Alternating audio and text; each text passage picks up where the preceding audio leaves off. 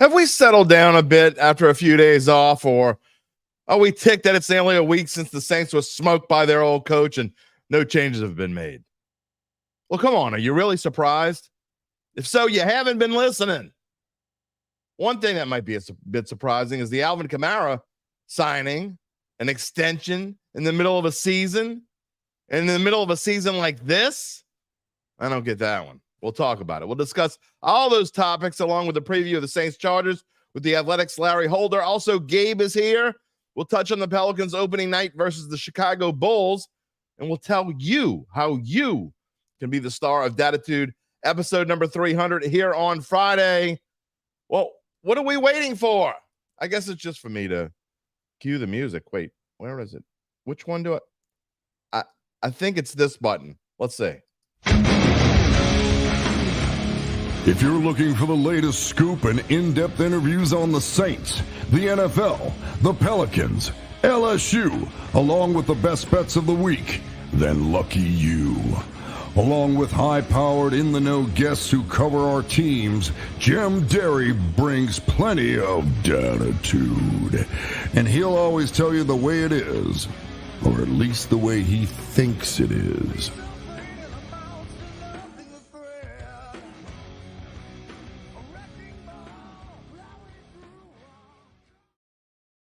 Where you at, New Orleans? Hello to my friends elsewhere, everywhere out there who wondered if a few days away from the show would stop me from being a smartass. Well, you really need to answer that question. And you have no idea that this is Dattitude, episode number 298, presented by Evangeline Securities for a Wednesday, October the 23rd, 2024. Then you also probably don't know that I am your host, Jim Derry. Whether you're watching one of our NOLA.com social media channels or you're listening on demand after the fact of the podcast, as always, you know, I welcome you in. I thank you for being a part of the Dattitude family. Got a lot of members of the Dattitude family here hanging out this morning. Where you at, Kramer? How are you this morning? Randall, good morning. Stephanie, hello. A-Town, good morning. Jim, Gabe, Dattitude chat. Oh, that's me. Well, hello, A-Town. UBN, can't believe you're on 299 and not 300s. We purposefully, you think I just took Monday off just to take Monday off? No. Think I wanted you to be the star of show number 300? Are you cray? No, man, we got to get the people who matter. Matter, not married. Married, jeez. Gary, welcome to the Dattitude family. That's a new name. I don't recognize you. If you're new, thank you for joining. Yeah. Jerry's here this morning. What's going on? Who Dat Nation is here. All right. What did y'all do this past weekend? I reintroduced myself to the family. John Pace is here. Good morning, Dattitude.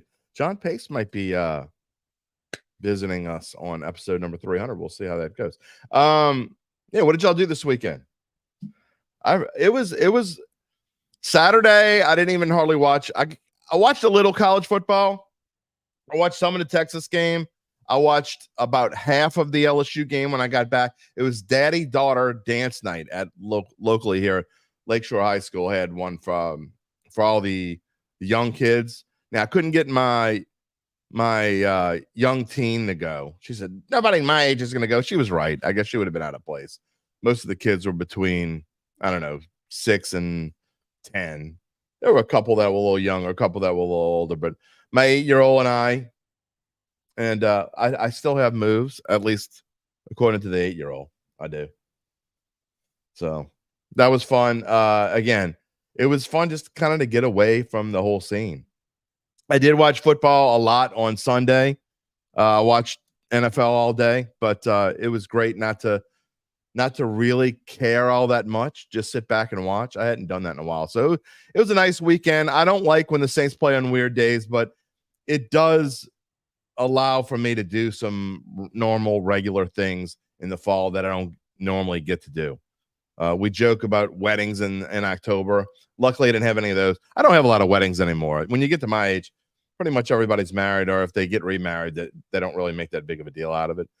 It's not obviously like when I was Gabe's age, when it seemed like every other weekend we had a wedding or somebody was getting married. Now it's not like that anymore. So just enjoyed being home. By the way, last Friday was the most watched Dattitude in our show's history, or watched and listened combined. So thank y'all for that. It was literally, and it by a fairly decent margin.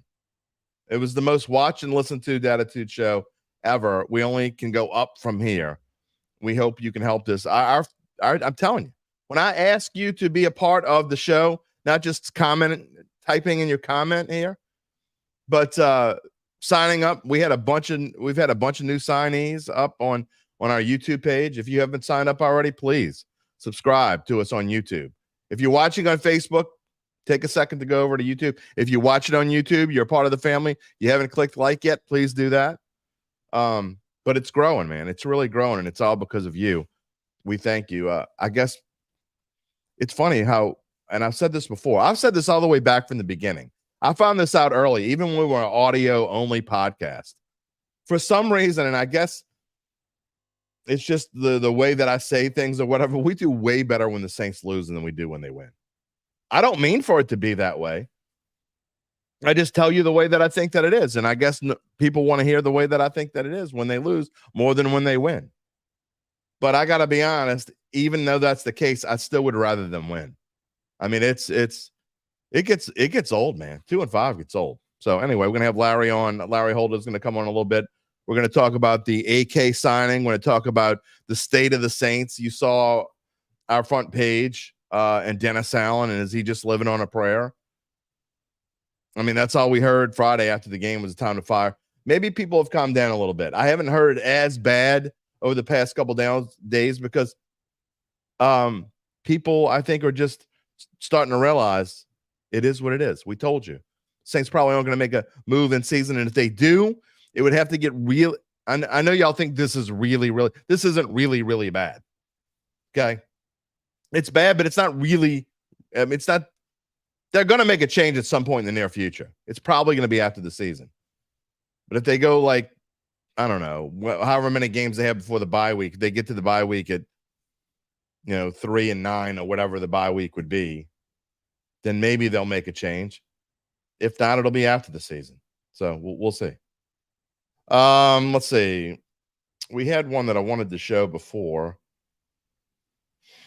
Oh, here it is. David, you hear Taysom is back at practice. Yeah, it's starting to look more and more like Taysom's going to be back. I think it's 50-50 that Derek Carr is back this weekend. The line doesn't show. If you look at it, Saints 7-point underdogs. They will not be 7-point underdogs if Derek Carr plays on Sunday. Probably be more like 4. But if it's starting to look like he might, okay? And if he doesn't play this week, I think there's a good chance that he will be back the following week. William is asking why DA won't give Jay Kaner a shot. I don't know the answer to that, William. I mean, you know my feelings. If you've been watching the show, if you watched at least 2-3 episodes, you know how I feel about it.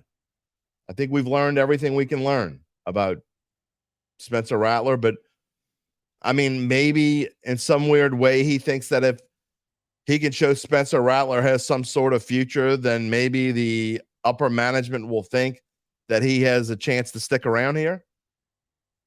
I don't know. UBN, wait, Carr will move the line if Saints favor. Doesn't he suck? Do you have anything to say other than just smart assness? I mean, Randall, oh my God, Derek Carr might be back. Break out the Super Bowl trophy. You just don't get it, do you? I mean, do you want to go? If you want him to go 2-14, then yeah, start Spencer Rattler. They should start Spence. If you want them to go 2-14 and have a chance to have a top 3 draft pick, then by all means, start Spencer Rattler. I mean, start J.K. I don't give a damn. Whatever you pick one, it doesn't make a difference. If you want them to go 2 and whatever, then yeah, start Spencer Rattler. If you want him to like have a chance to win on a weekly basis. And I much prefer winning than losing. I mean, call me crazy. Call me whatever. I just think winning is like so much better than losing, to steal a line from a movie. Cody, you curious who would do with a good line? Spencer Rattler? He would do exactly what he's doing right now. Nothing. Charles Mangus, our offensive line still sucks. It does. If you're wondering what Spencer Rattler, here's the thing. Y'all all talked about you would like to have a top 5 pick. You don't lose on purpose. You just don't. You don't lose on purpose. Never. You never lose on purpose. It does nothing. Losing on purpose does nothing. Ever. Nothing. Having a top 5 pick is, how do you know that your team is going to make the right pick with that quote unquote top 5 pick? Not only that, this is not a quarterback draft. So how do you know your team is going to do the right thing with that quote unquote top 5 pick? You don't. How do you know that even if they do the quote unquote right thing, that it's going to be the right thing, Bryce Young? You don't. Win. Nate Sherman, have you seen any improvement in Penning play? Remember, you said he would be all pro. I do remember that, actually. I do remember that. I'm always honest with you. I have seen improvement in Trevor Penning. I certainly have seen improvement. Now, that doesn't say very much because it doesn't take much to improve from where he was. He's still not good. I have not looked up his PFF rating. All right, we got a lot of things to get through this morning. We're gonna talk plenty about the Saints. Again, Larry Holder coming up. Keep the comments coming. I sound crazy. Spencer Rattler. It's Rattler, not Radler, by the way. Is it Charlius Pope? He has a higher ceiling. Says who? Says you? I keep hearing that he has a higher ceiling, but why do we keep saying that? How do we know? How do we know Spencer Rattler has a higher ceiling? We don't. I was on Eric Asher's show on Monday, and we were talking about, he asked me what I thought about Spencer Rattler, and I said, well, Spencer Rattler's vision is somewhere between, if I had to guess, Helen Keller and Stevie Wonder. I'm leaning probably a little bit closer to Stevie Wonder. He doesn't see anything. I don't know if he needs glasses or what he needs. By the way, you can get in touch with me if you want to be on show number 300, which is Friday. We're going to have 3 guests on. Okay. I have not made final decisions yet, but I'm close. Still time. I have at least 1 slot open for sure. If you want to be on show number 300, that's right. I'm not just commenting, like actually here with me, like Gabe's going to be in a few minutes, like Larry Holder will be this afternoon, like Uncle Big Nick, God help us all, tomorrow morning. You can be on show number 300. Just email me at jderry@theadvocate.com. You can try to tweet at me at Jim Derry Jr., but my messages are weird. I don't know if I have some weird setting and I don't know how to fix it or whatever. If I don't follow you, I don't know that I'm going to get your message. So it's probably best if you email me at jderry@theadvocate.com, or you can email Gabe. And I know I asked you what your email was, Gabe. Tell me again. You can email either me or Gabe, and I know someone emailed Gabe the other day. So Gabe, it's gabe.henderson@theadvocate.com. Okay. Gabe is coming on the show. Larry is coming on the show. We're going to talk mostly Saints again. At the end, I'm going to finish off with Pelicans opening night talk. I am going to probably just we're going to spend more time talking about LSU tomorrow. All right. So I put the numbers on the screen. They probably won't change much. We'll talk way more about LSU, Texas A&M tomorrow when we do kind of a college preview weekend. We do our best bets. Tomorrow's only probably like 30-40% Saints, and the rest of the show is our best bets. And again, looking ahead to the weekend and the best games of the weekend. But before we get to Gabe and Larry, let me refresh your memory, since we've been off for a few days, about our friends at Evangel Securities. You may have been thinking about selling your family-run or privately held business. But first things first, you have to figure out how much that business is worth. And Evangeline can help you do that better than anyone else. Founding and managing partners Nick Braden and Ryan Hemeld will schedule a complimentary valuation. What happens next? Well, everyone likes cliffhangers, don't they? I mean, this ain't Who Shot JR, but we certainly will finish the story later on in the show. In the meantime, you can check them out at www.evangelinesecurities.com. But those of you who have been around for a while, you know what I'm going to say, but it's still good to hear it anyway. All right, we're going to bring on Gabe Henderson this morning. I have no idea what he wants to talk about, but we'll find out. Wednesdays with Gabe. How did you enjoy your Monday free? No show on Monday. Kind of boring. It was kind of boring. Waiting, looking around, trying to find things to do. I know. I slept late. It was pretty cool, actually. Nice. It was kind of nice. Actually, I didn't look. I had a bunch of texts Monday morning. I'm like, it's all right. I needed to sleep late. All right, we got a couple comments in the queue. Kendall. Rattler's averaging 2 turnovers a game so far, but he's got a high ceiling. That just means the ball bounces higher when you're talking about way up from that ceiling and you drop the ball, it bounces. I will say, back to your comment about having the vision of somewhere between Helen Keller and Stevie Wonder. Yeah. Did you see the latest? Well, it's not a recent conspiracy theory, but did you see the recent video of Stevie Wonder? With Kamala Harris? No. He was courtside at a basketball game. Oh, no, I didn't see that. They asked fans to direct their attention to the Jumbotron, and he looked up. So people, you're kidding. People are saying that he's not actually blind. Well, there you go. Maybe Spencer can actually play quarterback, and I'm just completely wrong. Who knows? That's kind of funny, actually. Yeah. A lot of comments this morning. Well, we're going to get to all of them. This team's not overcoming a 5-game losing streak with DA as coach. No team. It's really hard to.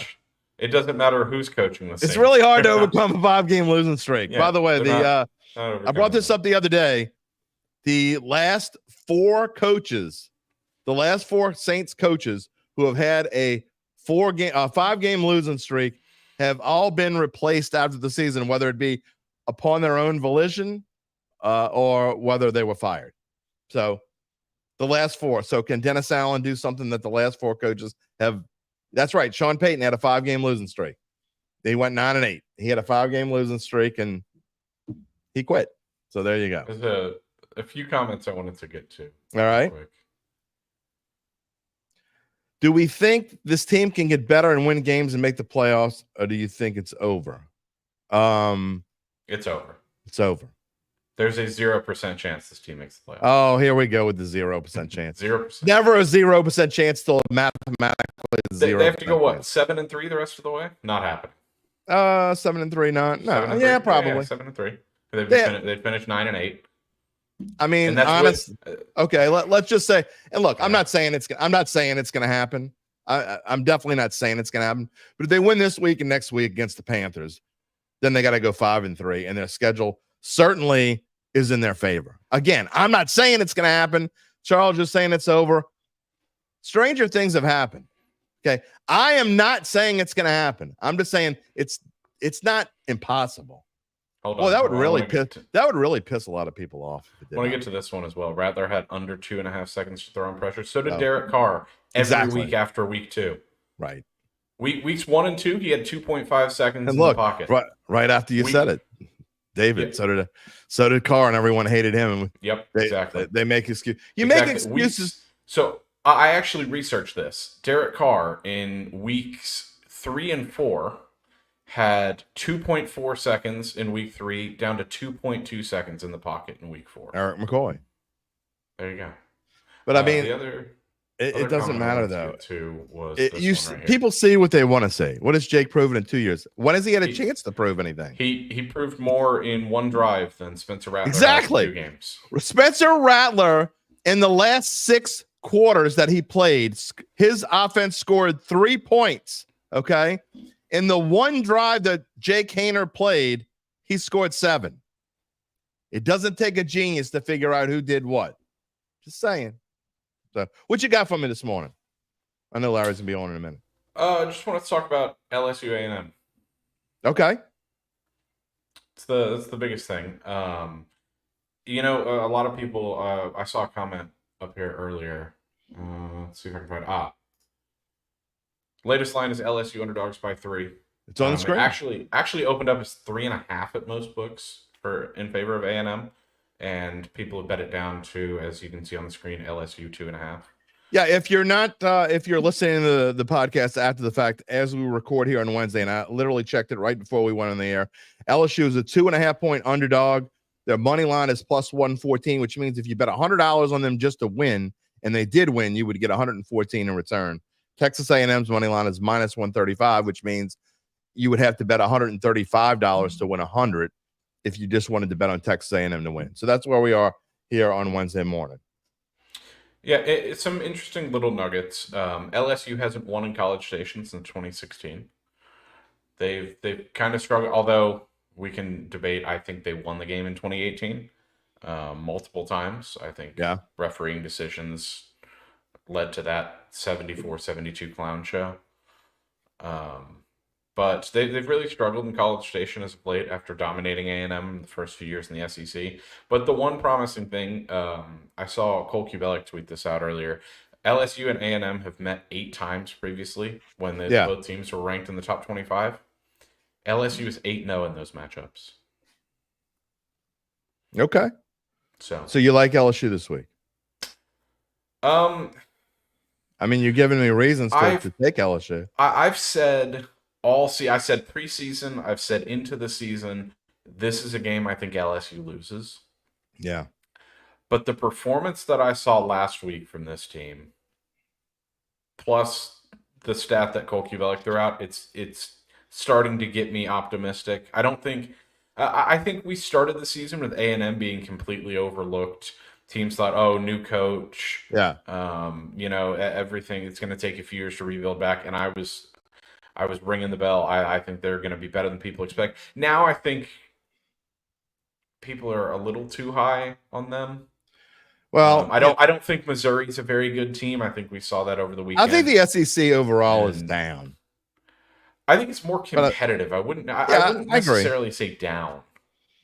Look, all I know is I don't hear the same numbnuts who were calling for Brian Kelly's job a few weeks ago. Haven't heard them in a while. LSU defense is getting stronger. There's no doubt about that. The defense is playing better. The Weeks kid is amazing. Yeah. Randall says have you heard his nickname? No, what is it? Okay. So you've been watching LSU for a long time, so you'll understand. Do you remember when Tyrann Mathieu had that tipped interception against West Virginia? I think it was 2011. Vaguely. He rushed the quarterback. It's very similar to what Weeks did against Arkansas. Tipped the ball up in the air, blocked the pass, caught it, interception down to the 1. Yeah. So Tyrann Mathieu, obviously known as the Honey Badger. Right. They're now calling Whit Weeks the Honky Badger. That doesn't work for me. I think the Vanilla Gorilla is another one that they're calling him. He's got a whole slew of nicknames. I love him. I'm not a fan of nicknames that involve using race. It just makes me feel weird. I just think it makes me feel dirty. Yeah, I get it. I think it's incredibly funny though, and if he's cool with it, I'm cool with it. Yeah, I guess. But I think he was really impressive last year, and I think he should have played more. But maybe. I think the one reason that I believe LSU can win this game, the defense has been much improved. A&M's offense isn't very good. They're really not. If they don't run the ball, Connor Wegman I agree with you. Has taken a step back, and I don't think their passing game is all that great. So I think that's a place where LSU can really pick on them. I think UBN might have a little bet that's correlated to that tomorrow. Not to give spoiler alerts, but interesting. But we'll see. I'll give my pick on LSU tomorrow. I'm not really sure where I'm at. It's definitely not something I'm going to take either way. But I like what you said about LSU. And look, when it comes down to it, I just don't want to bet against Brian Kelly in games like this right now. He seems to find a way to win these kind. I know look, if you take the openers out of things, I mean, think about it. These are the kind of games he wins. He's not winning the openers, but he's winning most of the rest of them. This sounds crazy to say, and I write a a 5 games to watch piece for the Advocate print edition comes out every Saturday. And this, a little spoiler to this, this was my opening line of the article. Yeah. If I had told you that the top spot in the SEC would be on the line in week 9 preseason, you would swiftly remind me that Georgia and Texas played last week. But that's what's on the line here. The winner of LSU A&M takes top spot in the SEC. Yeah, I agree. And I really think if LSU can find a way, if they win the games that they should win, if they go 1-1 against A&M and Alabama, I think they're a playoff team. Yeah. No, I hear you. I think you're right. Big game this weekend. All right, we'll talk about it more tomorrow. And I can't wait to see what your pick is. Did you win again last week? I don't know. Yes, I did.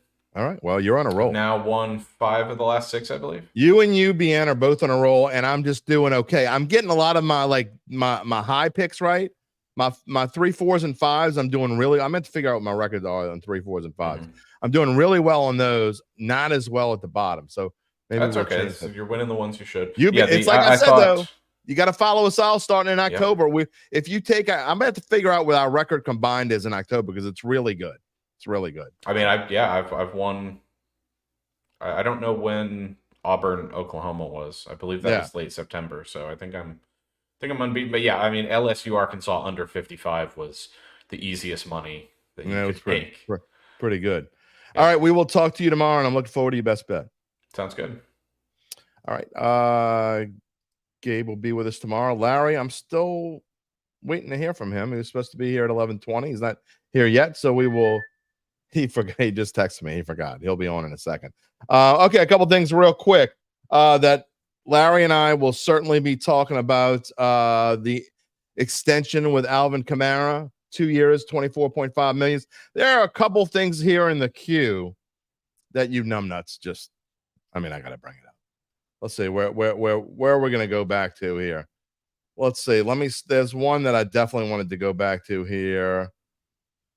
Where is it as we go on live TV? Here's one. This isn't really the one that I was talking about. I'll find them. Rattler is Aaron Brooks. It's a little. Aaron Brooks was a starting quarterback for 3-4 years. I don't think Spencer Rattler is ever going to be a real starting quarterback. So that's kind of an insult to Aaron Brooks, in my opinion. We talked about this one. Rattler has 2.5 seconds to throw in pressure. So does everyone else that's played for this team. I'm just saying. So did everyone else. Where is it? I know there's another. I can't. I'm going to find it in just a second. I know. Michael Northwick is saying Allen is playing Rattler because he's trying to please the fans, just like that 4th down last game he was punting. Fans boo, timeout, then goes for it. I don't necessarily think he's trying to please the fans now, and I'm gonna tell you why.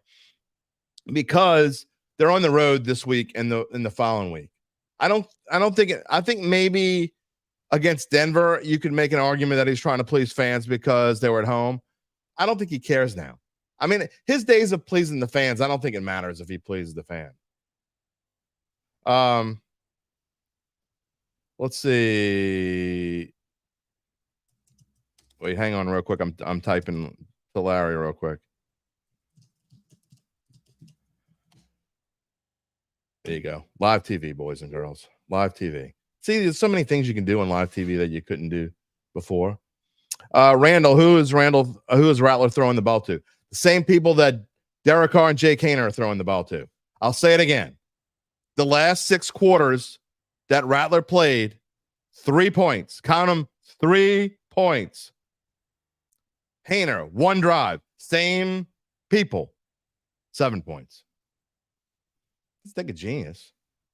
And regardless, okay, you want to talk about, I wasn't really going to talk about Rattler and Haener this morning, but if you want to talk about it, sure. Okay, we could spend, we're waiting on Larry so we could take time to talk about it here. And I see the comment I wanted to show up in a minute. But here's the thing. I said this before and I'll say it again. I don't think it matters. They both stink. Neither one of them are starting quarterbacks in the NFL. So with that being said, we've seen Rattler for 2 games. What did he get you? 2 losses, 2 blowout losses at that. Now, the defense sucked, so I'm not blaming it all on Rattler. I'm not saying he goes without blame. But the point is, we've seen 2 games with Rattler. He looks like a deer in the headlights. He has no vision. People could say, well, that gets better. He's a rookie. I don't think that does. You can go back into his college time. He got beat out at Oklahoma.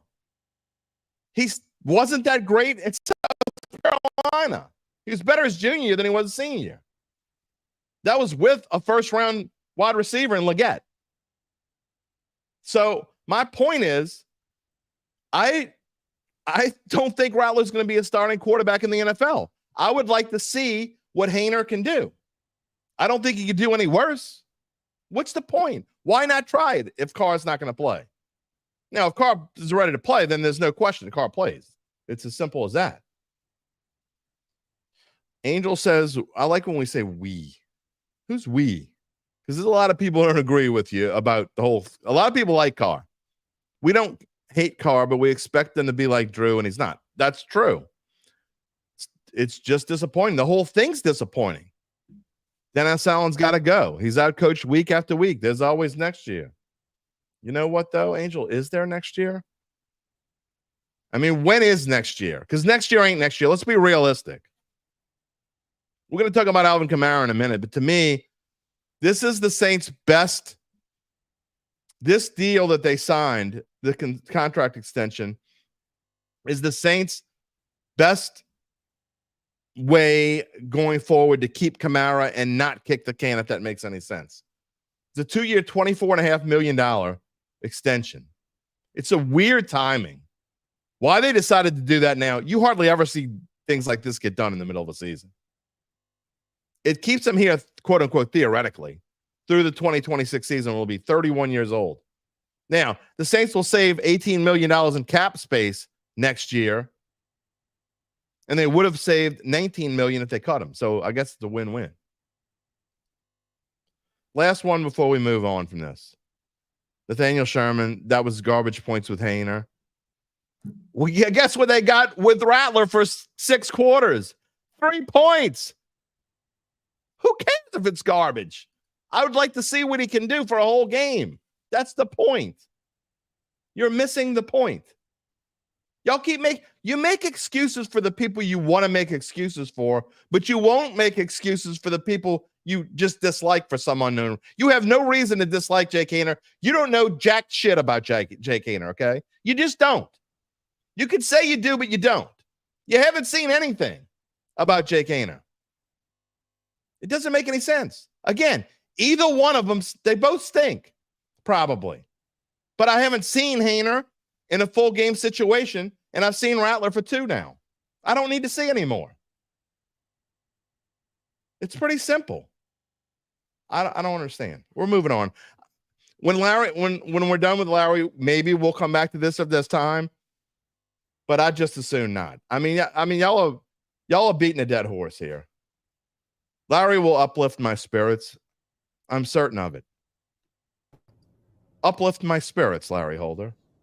Well, the fact that I forgot that we were doing this today because we've been moving around so You're much. never late, and I just realized, I'm like, it's 11:25 and Larry's not here yet. I'm literally in the car in the parking lot on Allen Toussaint.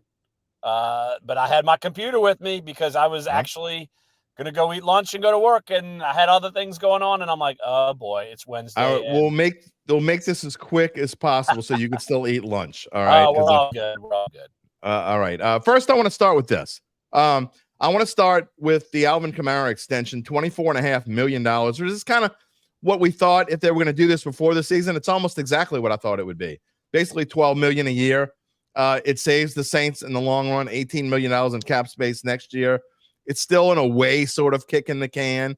However, I think both parties get what they want in the long run. It's a good deal. It's just very odd that this is being done in the middle of the season. You covered the Saints for a long time. Have you seen deals like this get done in the middle of a season? Not often. Usually you see them right before a season starts. But in season, a deal involving maybe a star player is not the norm. But I do think that part of it is probably that maybe the Saints saw that Alvin Kamara still has some juice left, and They probably look around the room and say, well, we don't have too many skill position players that actually bring something to the table as much as Kamara does. So why not extend him? And look, he'll be happy. I think he'll be able to play free without that burden. You at least have him. Look, it's not like we were ever arguing that he wasn't a viable player. It was just at what price. To me, the price is probably still high. Yeah. But what do the Saints have that, say he was not on the roster next year? What players of any caliber are you saying, oh my gosh, these guys are going to be home run, big time production weapons on your team? I can't really name them. I mean, look, I haven't seen Olave be a star. I haven't seen Rashid Shaheed be a star. Now he's hurt.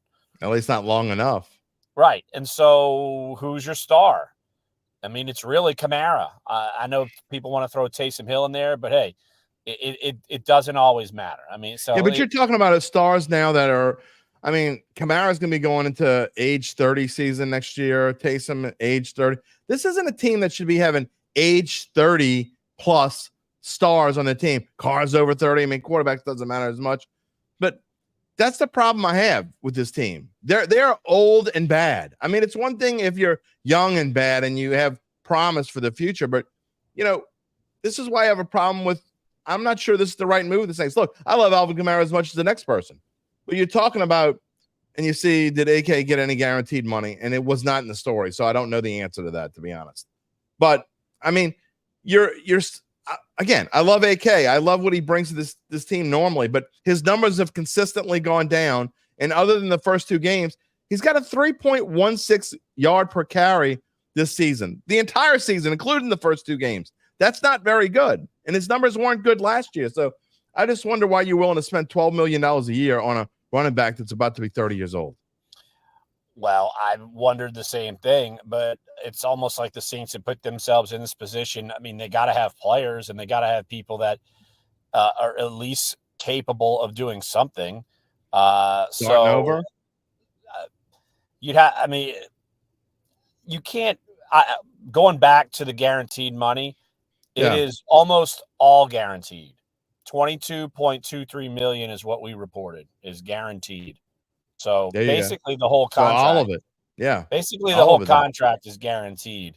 So otherwise you don't sign it if you're Kamara, because if you're not signing anything with any guaranteed money, it's not a guarantee. So that's what he was looking for in the first place. So, but look, that's where they are. I mean, I don't like it if I were a Saints fan either, but I mean, that's the position they're in. They have to field a competitive team right now. What do they have? There's no guarantee that they get anybody younger that will come in and be as productive as you want and as a rookie. And you can't exactly say, hey, a veteran's going to come in and bring this mass production.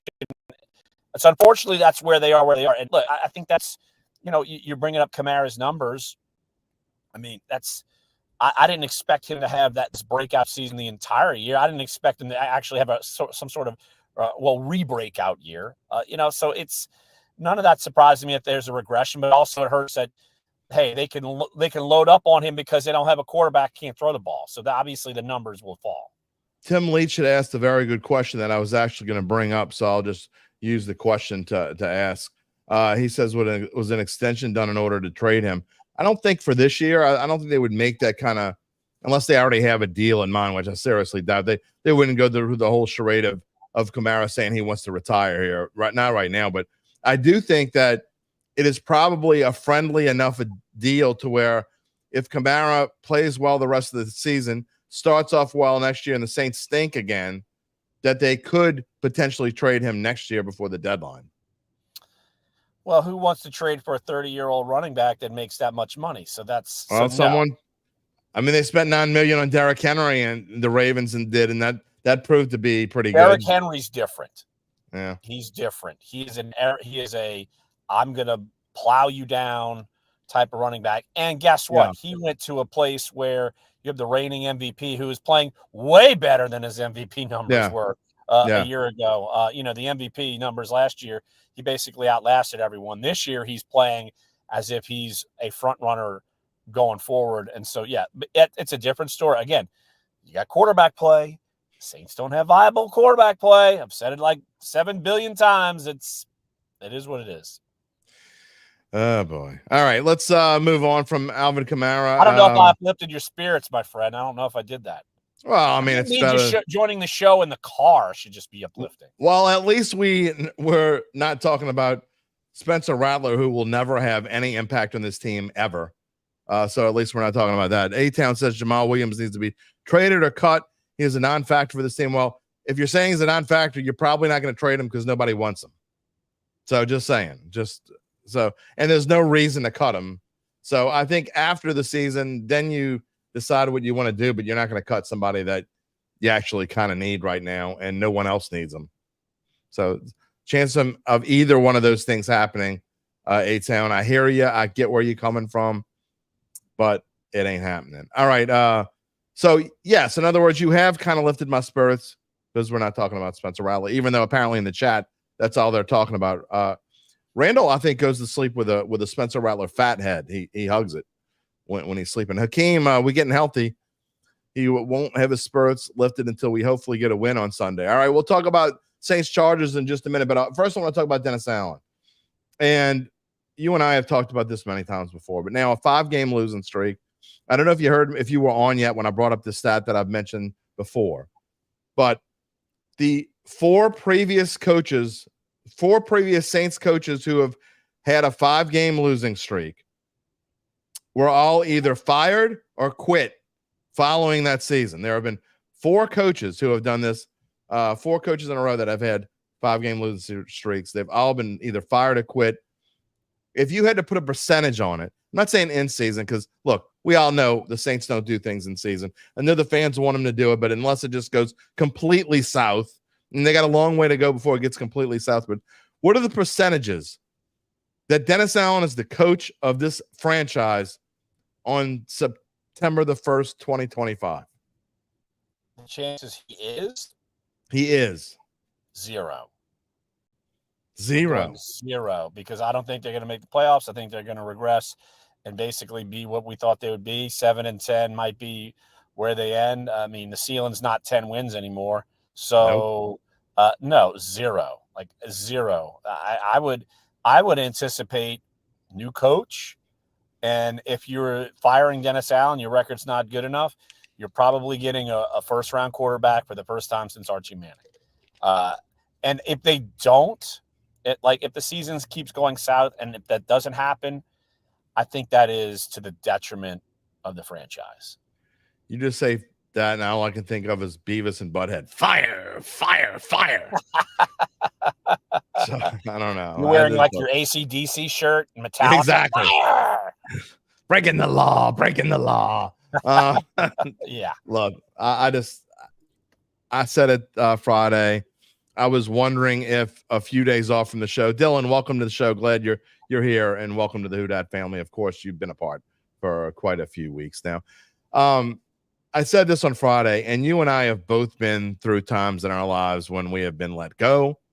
And you don't wish it on anyone. And at no point, I don't wish it on anyone. So it's really kind of hard. That's why it's hard for me to talk about. And it's easy for people to sit in a chat or to say, I hate Dennis Allen and should be fired, blah, blah, blah, blah, blah.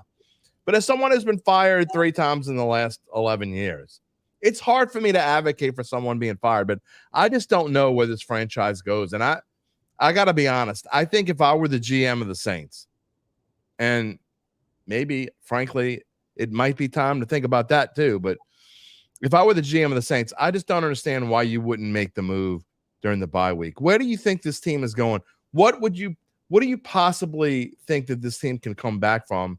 I've always said that you don't make a move, you don't fire your head coach until the season's over. But let's be realistic. I mean, sure, it's not 100%, and realistically, the season's over. And realistically, I don't agree with 0, but it's closer to 0 than it is to like 20. Why wouldn't you just do it now? Well, I'm sure what they're looking at in the building, and that's been said plenty enough times, that they figure if they get healthy, they can win more games, and this season is not totally lost. And you probably look at the schedule and it's Chargers, Panthers, Falcons, Browns. If the Saints are healthy, all of those games are winnable games. Like, that's the difference. And that's the way they're probably looking at it, because they haven't been a team where, oh, all right, we're out of it. Like, they've never been that way. Obviously, they're not that way in season. Obviously, they're not that way off season because of the way they structure their players and their roster. They feel like the window is always slammed open, borrowing a phrase that Sean Payton used a bunch of years ago. And that was before they got the 2017 class and the window was slammed wide open still. But yeah, I know them. Look, they haven't changed personalities in the last week or two. I mean, that's the way they look at it. I guarantee that's the way they look at it. I mean, and if you're going to make a change, you do it after the season, but it's, well, that's the way they do it. I don't know if that's necessarily the right way to do it. I mean, I'm just saying, look, I rarely advocate for firing a coach in season. I just think this is a time when this team needs to show the fans and show a lot of people that, hey, look, we're going to make changes, and this is just the first one. I mean, we're going to make several changes in this team. I just think that you need to send a message. And I don't necessarily agree it's 0% chance this team turns it around. I don't think it's good. You look at the chances to win a division title, 16-1. I mean, to me, that's kind of a ridiculous number considering the Saints only 2 games behind the leaders right now. But I just don't know why you wouldn't make the change. It just, to me, you might actually give a spark to some people, because it seems like they almost quit on him the last 2 weeks. Well, it definitely seems that. And they don't normally do it, but what if they go out to Los Angeles and get the doors blown off of them again? I mean, I think that would be. Yeah, but see, the problem is then you got to come home and go on the road again, and that's a terrible time to do that. That's why you had 10 days off. You just make the move on Friday, or even if you don't want to make a rash decision, make it on Monday. I mean, but now you got to go to the West Coast. You're not going to do it this week. I mean, they could lose 50-0, and I don't think he would get fired. I mean, they're going to go play the Panthers next week. It's almost like a practice game, so why not? You could risk it then. But it's hard for me to envision that they would do that unless they like lose out and then go to the bye week. Then it's over. Like the ultimate embarrassment, like Jameis Winston beat you in the Dome with the Browns, like something like that. By the way, the Saints are currently 4.5-point favorites at Carolina next week, which goes to tell me that the odds makers are certain that Derek Carr is coming back at least for next week, because there's no way even at Carolina, they would be that big of a favorite on the road in division game if they didn't think Derek Carr was coming back. So, all right. Well, I also want to ask you, while we're on this same kind of road, about Mickey Loomis, and not necessarily if you think he should be let go, because I personally think that Mickey's kind of close to doing this on his own. I mean, we talked to him before the season last year. We had a nice talk with him here on Dattitude. You can go back. I don't remember what episode number it is, but he was on the show, and you could read through the lines and say, look, he sounded like, look, I'm not that far away from doing this. I think he's like 65, 66 years old, somewhere in that ballpark. But at what point, what would it take? Who would make the decision if they do want to let Mickey go? Is that Dennis Lauscher, or is that Miss Gale, or who would make that decision if they were actually thinking about doing that? I think Mickey. I think he's the only one. I think it's his decision to make. I think that just knowing how trusted he is within this organization, and then really when you go back into it, Tom Benson's life. Yeah.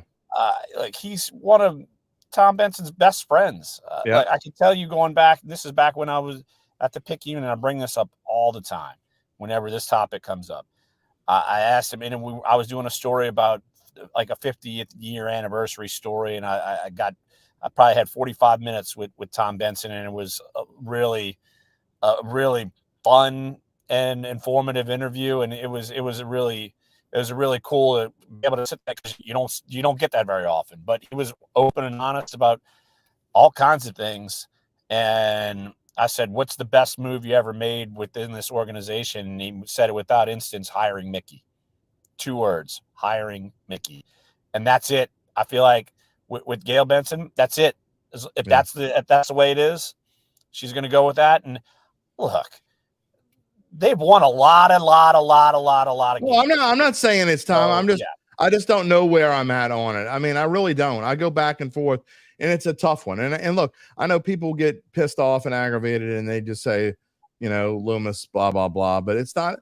I just think I go back to this, and we kind of talked about this last week, and I just think that I'm not blaming it on him, but I will say that he doesn't go blameless, that Sean Payton left this team kind of in a lurch without any warning, just up and leaving. And maybe the Saints should have seen it. Maybe Mickey Loomis should have kind of known and had an idea of what's going on. But when you're left in a lurch and you got to make kind of a quick decision, it's tough to do. Hakeem says, unfortunately, Loomis won't recuse himself from the situation.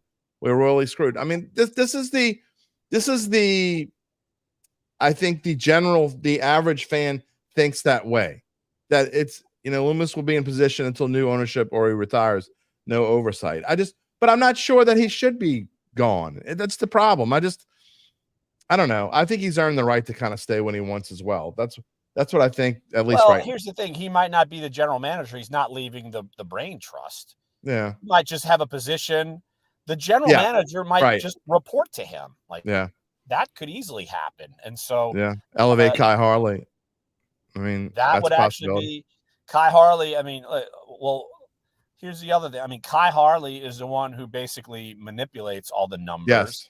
But I mean, the strategy of salary cap and such, I mean, that wasn't a Sean Payton thing. I mean, that's a Mickey Loomis and Kai Harley, device that they've used. And obviously it helped Sean Payton for a long time get players and maintain players and this, that, and the other. But now it's when you don't have a quarterback that can bail you out of some of these bad decisions. Let's done. I mean, you keep what do you want me to do? You know that's where I'm going to circle back to. We could circle back all day long, but if you want to go there, I mean, signing Derek Carr was a bargain. Okay, I'm sorry, it was. I mean, look, Trevor Lawrence got, as my light goes out here. See, maybe somebody's telling me something up there. My mom's getting in on it. She wants to tell me something about it. I'm just saying, Derek Carr is a bargain. I mean, you look at what some of these other quarterbacks are getting. He's a bargain. You say he is. He's a top 12 quarterback, period. He is. The stats prove that he is. He is not a top. He is a top. The stats prove that he is a top 12 quarterback. He is. He's never had an offensive line. Oh, boy. We're not a top 12 quarterback. All right, look, I promise I was going to let you go eat lunch. Before I let you go, because we will come back to this, just not today. Of course. We will definitely revisit the quarterback topic probably next week. And the week after that. And the next week, because all of it all comes back to it. Right. All comes back to it. All right. You Saints got one or you don't. Saints and Chargers. You're wrong. Anyway, Saints and Chargers. You were right last week, by the way. You said the Saints would lose. I don't think anyone foresaw 33-10. No. But you were right about the Saints losing. I don't know what I was thinking. I was actually betting on this defense and Spencer Rattler. I must have had a moment of, I don't know, maybe I ate some kind of weird sugary gummy. I don't know what it was, but bad oyster whatever. Or something. Bad oyster. There you go. I don't know what it was, but anyway, Saints Chargers +7. That sounds like that's a lot of points. I mean, I know that they've gotten blown out twice in a row, and I'll have this stat. I want to see when the last time the Saints lost 3 games in a row by more than 7 points. It's probably been a little while. I don't know. Maybe it hasn't, but that seems like a lot of points. And I know you don't do point spreads. You just do picks. Did your picks come out yet, or they come out tomorrow? They have not come out yet. I haven't even really made them. I mean, I know what I'm picking in this game. All right, well, go ahead. Tell me what you're going to. I'm going to give my official pick probably tomorrow. But what do you think about this game? I will go 23-13 Chargers. Okay. And you like the under? Yes, I do like the under. But look, Saints defense, we've seen it, and it's awful. When the Chargers have been, they ran the football really well early in the season and not as much lately. But I mean, you could get J.K. Dobbins going, and I mean, I don't feel like if he's got that's the key. If he's got a full head of steam, I don't know if the Saints are going to feel like tackling him. But I mean, defensively, the Chargers have been really top flight. I mean, when you have 9th against the rush and 9th against the pass, first points.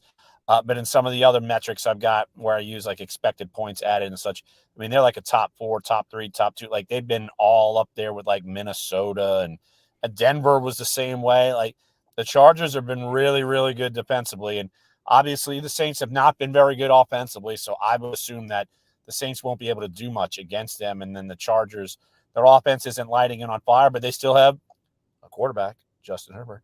And if they can run the ball. Okay. No. Hold on. You say you're going to have to wait till you eat lunch now. Why do you think Justin Herbert is any better than Derek Carr? Go ahead. Talent-wise, he's how? He's much what has better. he done? Nothing. He's done nothing. He's done nothing. What has Carr done? Okay, well, nothing to nothing doesn't mean better than. It means the same as.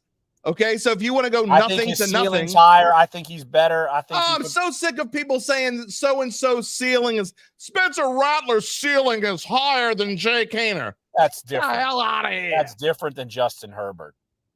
Why? 25 because GMs in the league. I bet you 25 GMs in the league would replace their quarterback with Justin Herbert. How many would you say about Derek Carr? Like 2?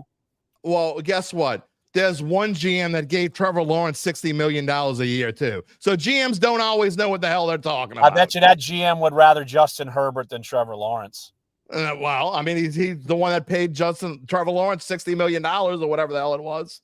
And somebody paid Dak Prescott $62 million. Look at this. It was all fun and games until I got you riled up again, man. I thought, you were happy to see me. Now I got you all. I still am happy to see you. I'm still happy. I'm always happy to see you. I mean, we got to have a little fun on this show, Derek. Randall, you're the emperor of.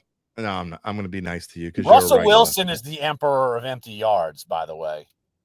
Russell Wilson is. Hey, just think. He didn't look terrible. Another thing. Okay. You want to talk about quarterbacks that the Saints could have signed.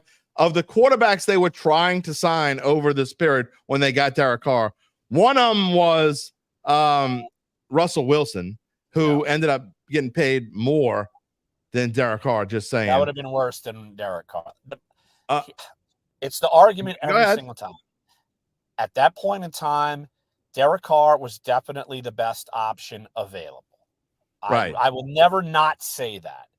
Problem is that's the point of time where you had to get a quarterback, and that's what you got. Just think they also could have signed Deshaun Watson. They were also trying to get him at the same time. People are now trying to say Baker Mayfield, like they saw this resurgence coming from. Right, exactly. No, please don't. And by the way, Baker Mayfield still sucks. Sorry, he still sucks. He's thrown basically in the same boat as Carr. He's thrown 5 interceptions in the last 2 weeks. He sucks. Okay, sorry. He's hit or miss. I mean, he's hit or miss. There's a reason why he's been a vagabond. So are about 24 other quarterbacks. Actually, I take it back. There are about 12 to 14 quarterbacks that hit or miss. There are about 8 or 10 quarterbacks that are just missed. And there are about 6 quarterbacks that are actually really good. So if you don't have one of those 6 quarterbacks, I don't know that it really matters. So I'd more than 6. No, and Randall, email me. I'll put you on the show Friday. You and I can go back. You could be on show number 300. Go ahead, email me. We'll put you on. All right. So you've got the Chargers this week. I don't know who I've got yet. One thing you said that scares the hell out of me, and I know they're only 18th in offense running the football, but J.K. Dobbins didn't do anything the first couple games, so I think that's kind of skewed. J.K. Dobbins against this defense scares the ever-living hell out of me. I mean, if you got a no-name running back in Tampa doing it, I think Dobbins, when he's one of the full head of steam, he's running it well. Like that's the thing. Absolutely. Like, he ran it well in the first couple of games. They've kind of fallen off a bit, but still, it's I think just defensively, the Chargers. I mean, the Saints. What did the Saints have offensively? I mean, maybe Taysom Hill. They got Rattler. There's all this optimism. I mean, I don't see it. No. All right, what you having for lunch? I don't actually know yet. I think I was on my way to Lakeview Harbor though. Okay. Well, I was on my way there and gonna work, and then you called, and I said, "Well, at least I'm." I guess I'm glad I called. At least I'm right by this parking lot. I can pull over. I'm glad you called, and We will talk to you, I think, next week. I don't remember. What is your deal now? I got the same sort of schedule next week. All right, so next week you're going to do Wednesday again? Oh my gosh, hopefully I remember, even though you reminded I'll tell you me what, multiple times. no commitments. We'll talk about it off the air, and we'll Wednesday should be fine. I just can't forget. That was on me. Well, but I'm here. I usually remind you in the morning. This was the one day when I didn't. So I'll take part of the blame. We'll be fine next week again. All right, we'll see you next week. All right, buddy. All right. Larry Holder, everybody. I mean, how can you not have fun with Larry Holder? Go back to some of the comments. I don't know. Can we get someone other than Randall just trying to piss me off? Like, seriously, Randall, if you want to come on the show Friday, I'll let you piss me off for 10 minutes. I mean, if you want to, it'll be fun. Rocky, you're just saying the Saints are going to win 3 out of the next 4 because I think you're trying to stay on pace with your prediction.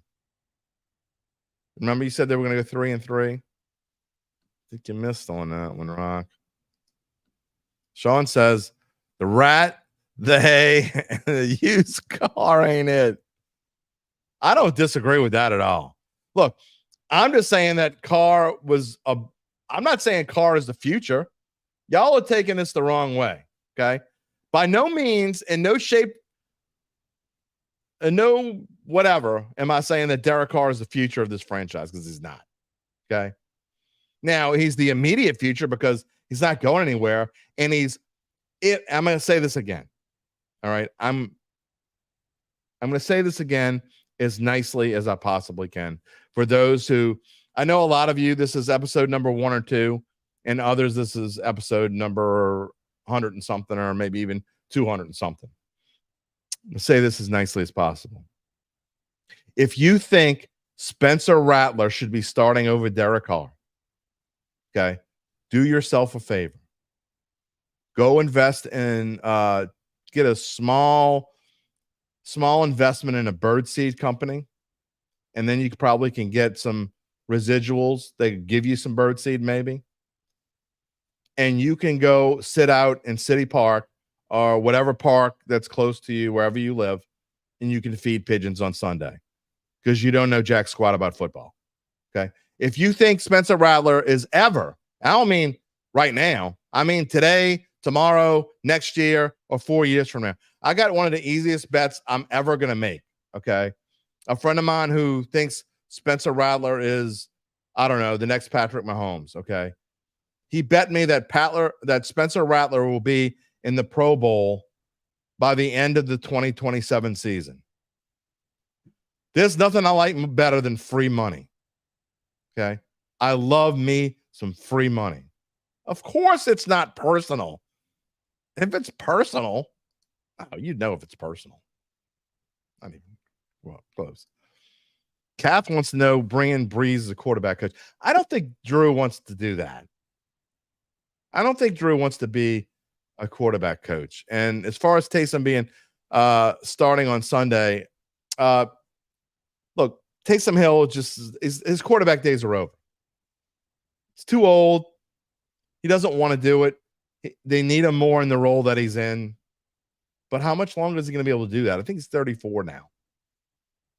So I don't know how much longer he's going to be able to do that. By the way, I will repeat myself before some of y'all depart, because I'm going to talk about the Pels in just a minute. Reminder, if you want to be on show number 300, you can either email me, jderry@theadvocate.com, and tell me you want to be on the show, and we'll work out the logistics. I'll send you an email. We'll talk about it. Or you can email Gabe at gabe.henderson@theadvocate.com. We've got 1 slot, maybe 2 left. All right. I'm not sure yet exactly how many we got. But anyway, if you want to be on the show, email me or Gabe, and we'll try to make it happen. That's what Friday's show is going to be. Friday's show number 300 is going to be, it's kind of mono-y Friday, but actually people on the screen here. So if any of you out there want to be on it, there you go. All right, Randall, email me. I got a spot for you. You'll be on if you email me, jderry, DERRY, theadvocate.com. Email me. You'll be on. You got one of the spots.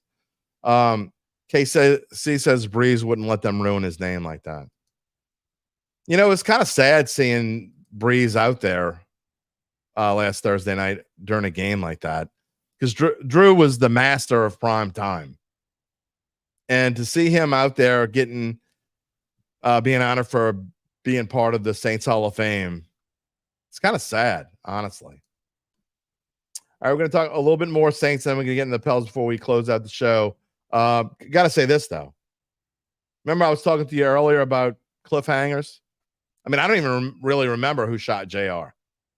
If you were here early in the show, you know what I'm talking about.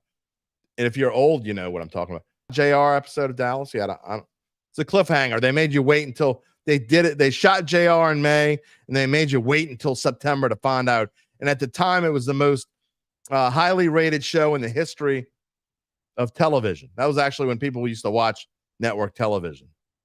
Now, if I want to watch something on network television, I'll record it and watch 20 episodes of the whole season in the summer. That's when I watch TV, really. Anyway, I digress. I was a kid then. I don't remember who shot JR. Was it Kristen? I don't know. But I do remember who will give you the complimentary valuation of your business, so you can come up with a logical decision on whether it's time to proceed in selling your family-run or privately held business. Yeah, of course. That would be Evangeline Securities. How do they do it? Well, they putting it in the simplest terms that possible so even someone like me can understand, which means you as part of the Dattitude family can understand. Native New Orleanians Nick Braden, Ron Hemelt, and the folks at Evangeline will begin an extensive auction process among established private equity funds from around the world. They will maximize the return process for the founder and his or her family. Want to retire? I do. I would probably still come on here if I retired. I don't think I would do it 4 days a week, but I'd come and hang around with you dummies. I'd miss you. I'd miss you too much. I'd still do it at least once or twice a week. I don't know. You won't even need to wait to the end of the season to figure out if it's the right time to make a change if you go with Evangeline. You just give them a call. They're the top producer on their platform. Very few companies like them in this area. None with their dedication and success. They are fully licensed and ready to serve you. So get in touch with Nick and Ron about what's really important, and that is the rest of your life. You can find them at www.evangelinesecurities.com. Some other changes for the Saints, by the way. We never even talked about Marquez Valdez-Scantling. Woohoo! Wow! Saints got somebody to throw to. Can't wait till the Rats throwing a MVS, baby. His stats this year, he played 6 games with the Bills. You ready?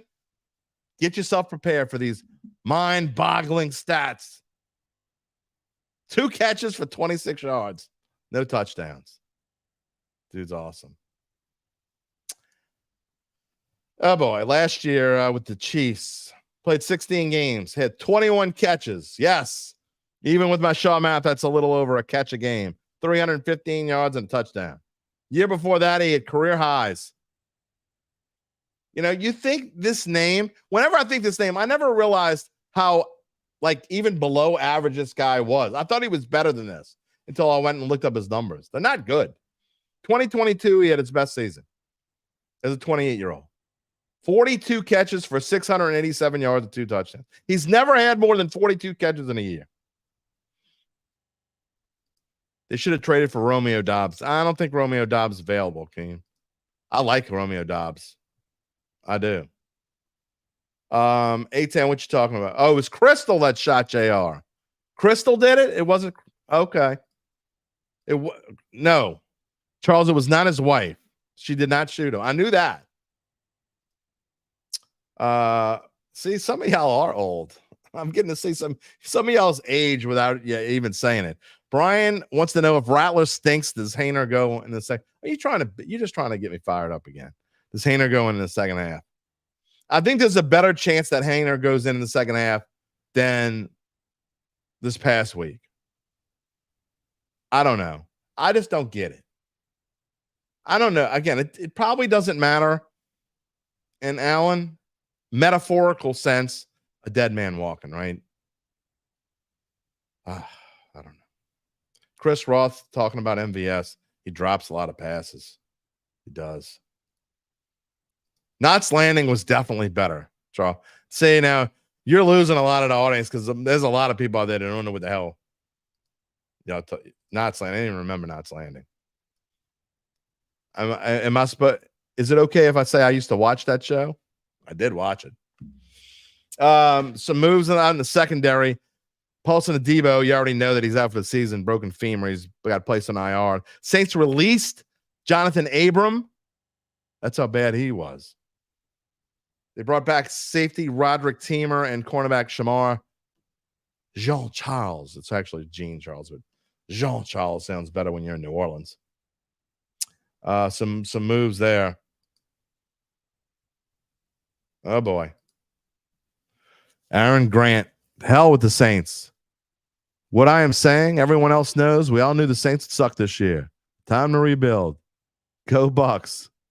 Dude, did you see what happened to your team on Monday night? Besides the fact they got destroyed by the Ravens. Now you lost Mike Evans for probably 4 weeks and 3 weeks, and Godwin's gone. You think Baker's going to be okay without Evans and Godwin? You cuckoo. Cuckoo for Cocoa Puffs. The Falcons just won the NFC South. Sean with a random question. Why did Texas go back to Ewers in the second half? Made no sense. Don't know. What is wrong with Quinn Ewers, by the way? That's 2 games in a row. His draft stock just plummeted a little bit. Randall, you're a Shaw Eagle. I did not know that. What class? Yeah, the Bucks are done too. I mean, the Falcons, unfortunately, I know y'all don't want to hear this, but they have a clear path. Clear path division title. All right, we're going to talk 2005. All right, you're way younger than me, obviously. You might know my brother-in-law. We'll talk about that later. All right. We're going to have more Saints talk in the monologue tomorrow. A lot of these same things. I don't know that I can do a show right now without Rattler coming up, but it probably will. And the dude that called me, I love when people come in here and they watch the show and they call me a clown, but they watch. That's the same dude that called me a clown about a week ago. You go watch clown shows. I mean, look, I know you probably can't afford to go to the circus. I understand that, but there are other ways to watch clowns. If you think I'm a clown.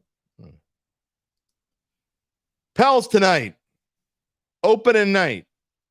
They are 6.5-point favorites, which I find a strange line, by the way. Especially considering that 2 main players already. They didn't even start the season already.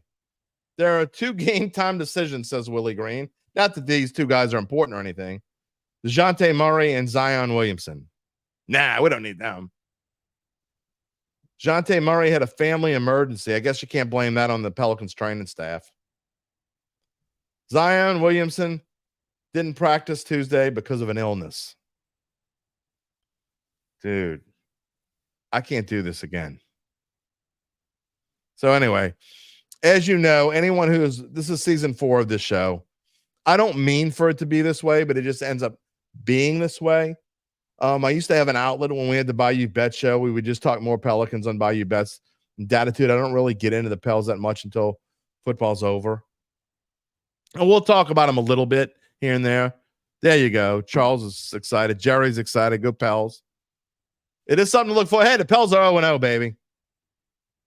They're over under win total. You see, if you're watching, or if you're not watching, I should say, you can see on the left-hand side of the screen. Brian's asking me what my expectations of the New Orleans Pelicans upcoming season opener night, rest of the season, honest opinion. Their win total is 46.5, which means that Vegas kind of expects them to be what they've been the last couple of years. They're minus 170 to make the playoffs, which means they're almost 2-1 that they will make the playoffs. Chris has 48-34. You're taking the over. I just can't bet on this team at all. I just don't know. I don't know what to expect. I know this. If they don't at least get like a 5 seed, to me, the season's not a success. That's where I'm at right now with this team. You can't get to a certain point, Willie Green, and then not go any further. Okay. Hakeem says, let's go Pels. We need to win 50 games to get in this year. Houston and Memphis are young and healthy, so the West just got even tougher. True. Houston's like, people don't even talk about Houston. They're pretty tough. I do like the way the schedule starts, though. Even though they're on the road after tonight for 4 games in a row, playing, they got the Blazers twice in a row, and then the Dubs twice in a row. That's weird. John, is how you know the Saints season is in the dumpster. Talking, no, I would always talk Pels at least season opener. I mean, I didn't talk about it to the hour and 15 mark. Come on. They are on Pelicans Plus. If you don't know what that is, if you have an antenna and you live if you live within 25 miles of New Orleans, or you live within 25 miles of Baton Rouge, or you live within 25 miles of Alexandria, Shreveport, or I think even Jackson or Hattiesburg, you can probably find them with an antenna. You just got to go find out how to use the blah, blah, blah. If you don't, but you live within 150 miles of New Orleans, you can do watch.pelicans.com. It's $99 for the season or $14.99 a month. They are on Fubo. If you have Fubo and you live in the area, you can watch the Pels. And I think someone told me they're on, is it Hulu? They're on another one too. I want to say Hulu. I'm hoping they get on YouTube TV. Anyway, check whatever provider you use for television. Check that. Oklahoma City will be tough for sure, Sean. Check your provider. Otherwise, if you can't get them via antenna or whatever TV provider, antenna, what is this? 19? No, dude. You should check out if you live close enough to use the antenna. You get all kinds of channels with the antenna, by the way. I'm serious. If I live close enough to the city, I don't know. I might not even have YouTube TV. Watch all kinds of stuff with the antenna. Really? Anyway, so the Pels, after tonight, they go to the Blazers. They play them Friday and Sunday. Then they play the Dubs on Tuesday and Wednesday before they come home a week from Friday to play the Indiana Pacers. So gets going right away. All those games are on Pelicans Plus. Again, watch.pelicans.com if you can't get them via the antenna or your television provider. And if you don't want to spend the money, then you can wait till Tuesday and watch them on TNT. Zion doesn't play. It's time to move on. Well, you can't say that for one game, Rock. I mean, he played 70 games last year. And that's pretty good. Did miss the end of the season. It sucks. Anyway, both Murray and Williamson, both game time decisions. I'm very interested to see how DeJounte Murray fits in with his team. So I hope obviously I hope he plays anyway, but these numbers, I could tell you Pelicans numbers overall, 2,200 to win the conference, plus 5,500 to win the NBA title. Those numbers are higher than they were to start last year. So the odds makers are not as high on the Pelicans right now as they were at the same time last year. I don't know. Final comments here. Brian, streaming East on your browser of your phone. Huh? Not sure what that means. Zion's in the best shape of his young career. Yeah, I think he's going to be okay. DirecTV, they are not on DirecTV. I know that. The Pels are not on DirecTV, and you can't get them with the NBA League Pass unless you live out of the New Orleans market. So if you live in Dallas or whatever, I think you can get the Pels on by getting the NBA League TV. UBN wants to know if we're going to talk about Taylor Swift tomorrow. I don't use the F word on this show, but if I did, it would precede the word no. There you go. But UBN will be on the show tomorrow. So we do our best bets. We're going to have some fun. Randall says he makes good money and he uses an antenna. If you have an antenna, I'm telling you, if you can there's tons of New Orleans stations. Like there's literally 35 or 40 channels you can get with an antenna now. Do I think Brandon Ingram will finish the season as a Pelican? Yes, I do. The only way that he wouldn't is if they think they have to have a big man, which they don't have obviously right now. And then BI is included in the trade, but then you're kind of like, I don't know. You kind of, I just don't want him to, I guess. I think it's crazy to talk about trading BI. I don't know. We'll see. Charles lives in around Alexandria. I watched the Pels on DirecTV last year and years before. If you live close enough to Alexandria, Charles, you can get them with an antenna via the Alexandria station. I don't know exactly which station it is, but you can go find it. Trust me, it's easy to find. I can go find it. Okay, we are going to wrap up the show tonight for today. Again, tomorrow, Saints in the monologue. So the first half of the show will be me talking to you about the Saints. Gabe will be on, give us his best bet.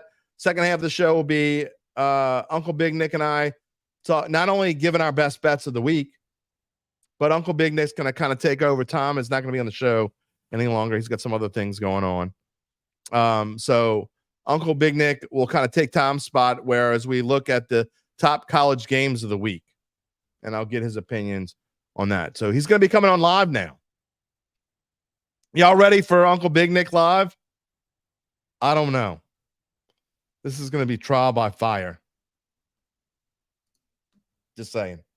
Trial by fire. I want to thank today's guest, Larry Holden, and of course, Gabe Henderson, Houstonian of the month. We hope you can join us again tomorrow. We tell you who's coming on. Maybe you can join us Friday for show number 300. It is hard to believe. If you would have told me 3 years ago that we would be doing show 300 this week, I don't think I thought we were going to make it to 300. I got to be honest. We kind of did it as a goof, and next thing you know, it's turned into something, and we had our most watched show. If you didn't hear me say it earlier, thank you to the Dattitude family. We had our most watched / listened to show this past Friday after the Saints lost. And it really wasn't all that close. So we couldn't do it without you. We thank you for doing it. Reminder to subscribe to our Dattitude YouTube page. Click the little bell to receive notifications when we go on the air live. If you're watching on Facebook, when we go off the air, go find us on YouTube and subscribe. It only takes a second. Even if you still want to watch on Facebook, subscribe. You'll always know when we go on the air live, Monday through Friday, except Tuesday, live at 11 a.m., always on demand. You have access to our short takes, which I've been a little lax with those the past few days, but we'll get back to it, I promise you. And you can also find us, if you'd rather listen to the podcast after the fact, you can find us on Apple, Spotify, and many more.